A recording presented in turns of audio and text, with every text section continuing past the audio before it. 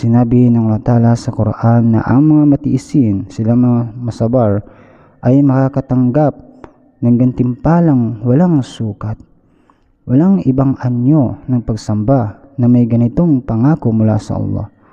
Ang pagtitiis, pagsabar at pananatili sa landas ng katotohanan ay may napakalaking halaga sa paningin ng Allah.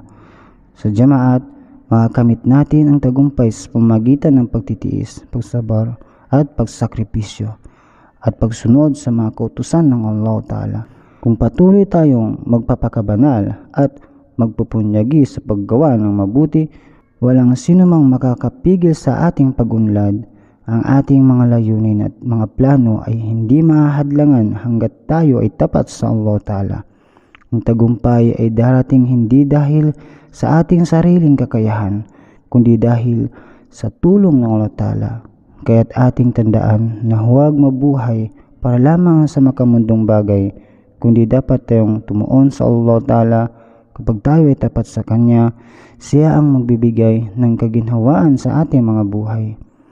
Ang kasaysayan ay nagpakita na ang mga naunang Muslim ay dumaan ng matinding pagsubok. Maging ang mga kasamahan, mga sahabat ng Propeta Muhammad SAW ay minsan kinakailangan kumain ng dahon ng mga puno upang mabuhay.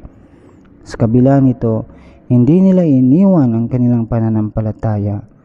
Sa ating panahon, napakaraming tukso na naglalayo sa atin sa Allah Ta'ala.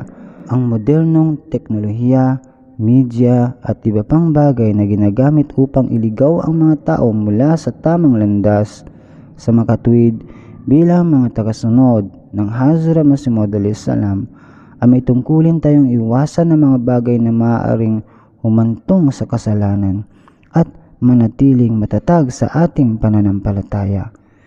Minsan, inuuna ng tao ang makamundong kapakinabangan kaysa pagsunod sa Allah Ta'ala. Ngunit ang tunay na tagumpay ay nasa pagsunod sa Kanya at sa Kanyang mga utos. Kung tunay tayong susunod sa mga aral ng Islam, ang Allah Ta'ala ay magbubukas ng Kanyang mga biyaya at ipagkakaloob ang lahat ng ating pangailangan.